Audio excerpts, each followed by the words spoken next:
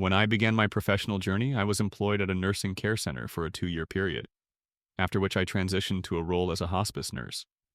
Hospice care is an option for individuals with a prognosis of 6 months or less. My responsibility is to alleviate any pain they might be experiencing. I would visit patients' residences and educate their families on caregiving techniques and medication administration. Upon commencing my career as a home hospice nurse, I was assigned to the night shift for 8 years. During this time, I had not encountered any unsettling or supernatural occurrences until one particular evening.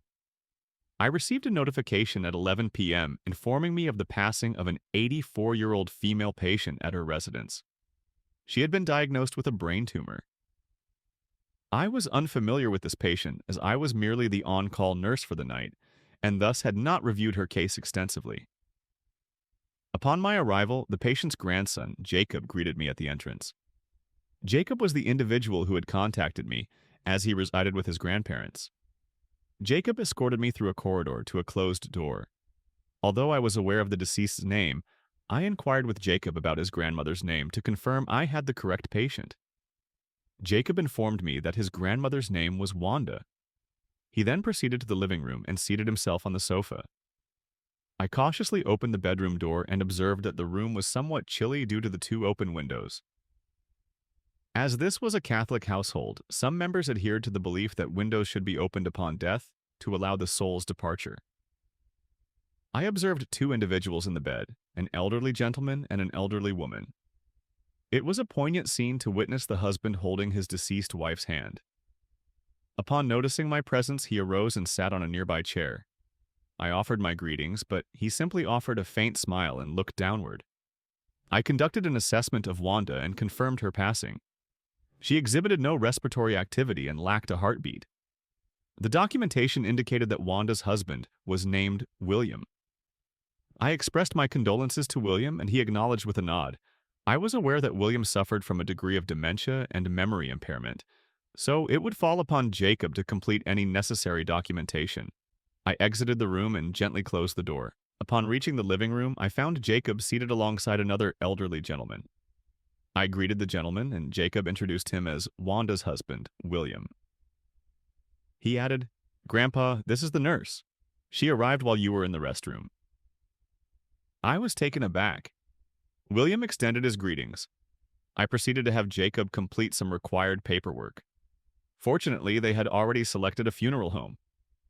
I inquired whether Jacob preferred me to contact the funeral home on their behalf, or if he would handle it when he and his grandfather were prepared.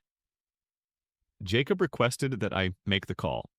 I did so, and they informed me that they would arrive to collect her remains within approximately 20 minutes. Subsequently, William expressed his desire to see her one final time before the funeral home's arrival. Jacob assisted William to his feet, and they slowly made their way toward the bedroom. I followed closely. Upon entering the bedroom, only Wanda's body remained.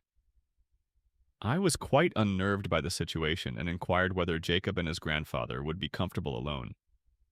He affirmed that they would be and expressed his gratitude. I then departed and returned to my vehicle.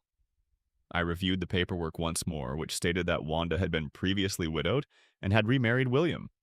I examined the nurse's notes from several weeks prior. The nurse who had been attending to Wanda had documented that Wanda frequently mentioned her deceased husband, Noah, who had passed away years earlier during her episodes of altered mental state. I felt a wave of fear and promptly drove away. This remains my sole unsettling encounter with the unexplained.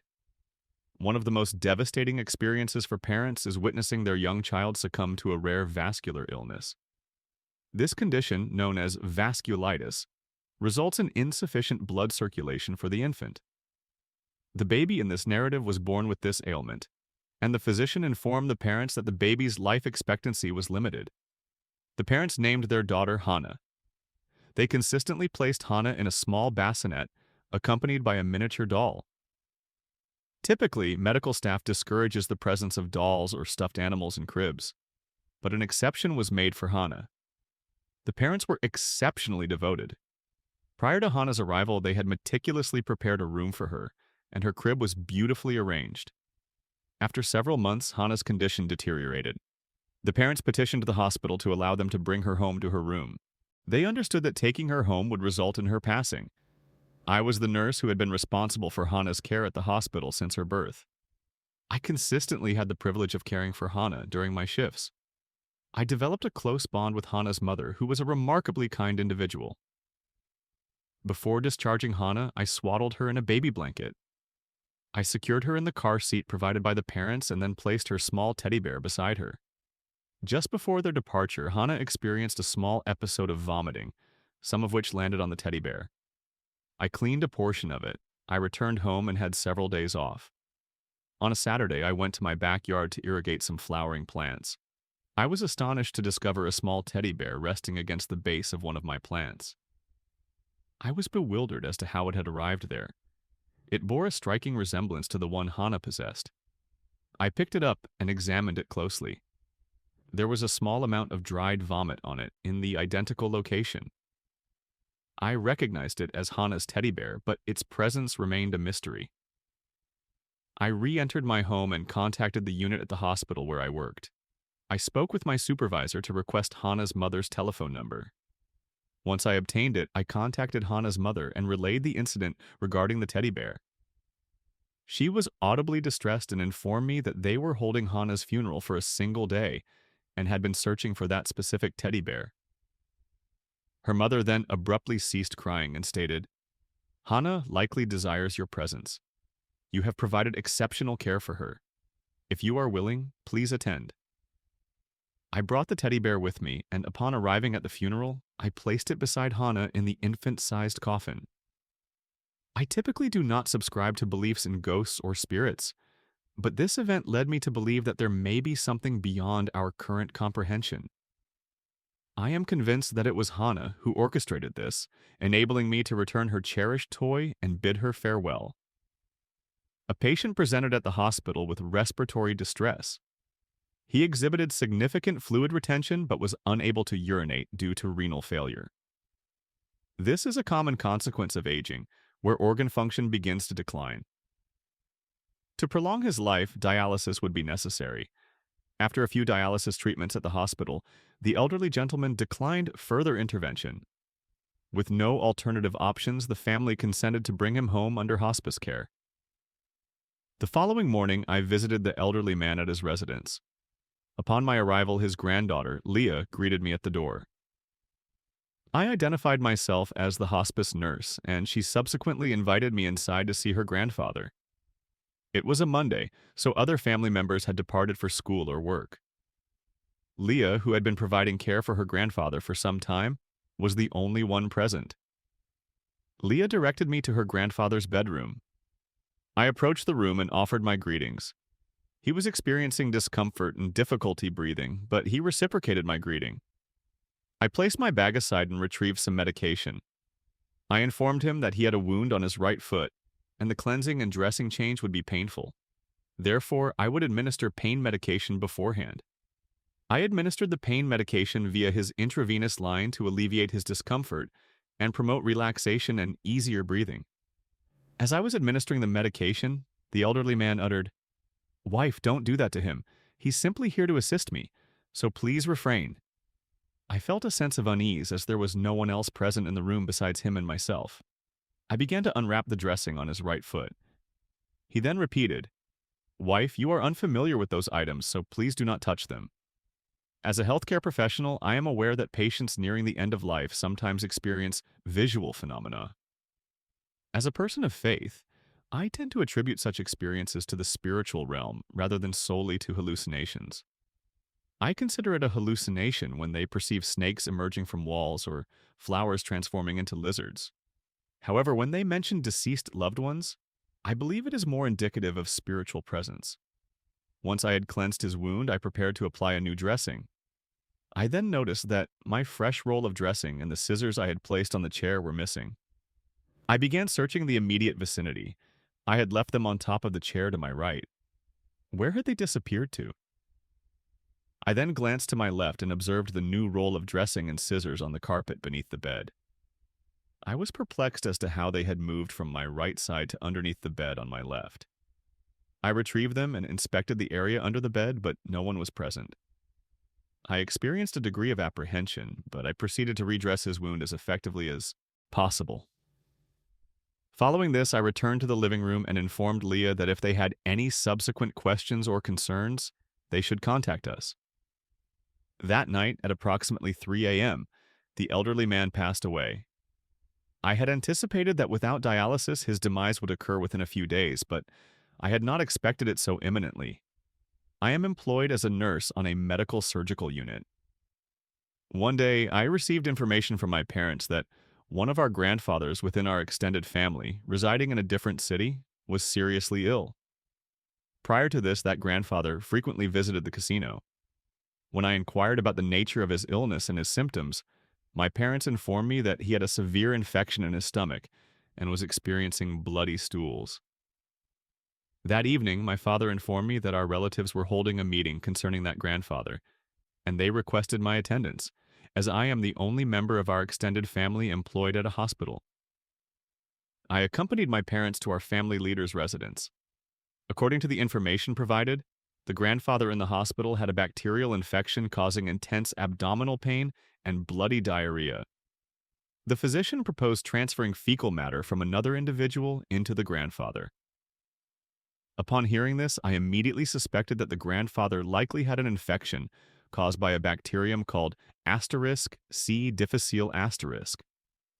In severe cases when antibiotics are ineffective, the medical approach involves introducing fecal matter from a healthy individual into the patient's colon to allow the beneficial bacteria to outcompete the harmful bacteria, thereby promoting recovery.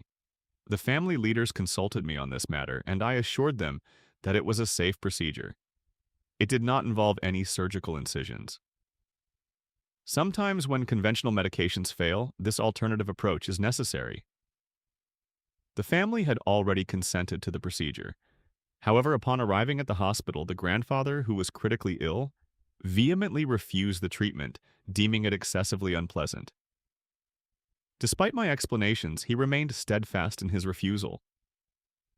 This occurred during a period when he was still capable of communication. The grandfather stated that if I desired the procedure, I was welcome to undergo it myself. He further threatened that if I persisted and he subsequently passed away, he would return to haunt me. Following this encounter, I remained silent on the matter. The family was unable to intervene. 4 days later, the grandfather passed away in the hospital.